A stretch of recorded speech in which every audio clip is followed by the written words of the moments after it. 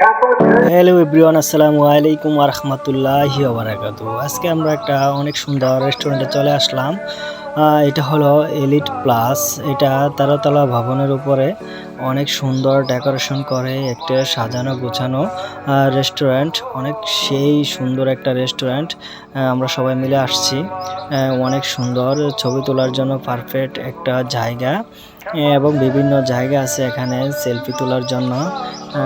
আমরা চলে আসলাম সকালে মিলে। তোমায় মাঝারে রাখবো, ছেড়ে দেব না, তোমায় হৃদয় মাঝে রাখবো।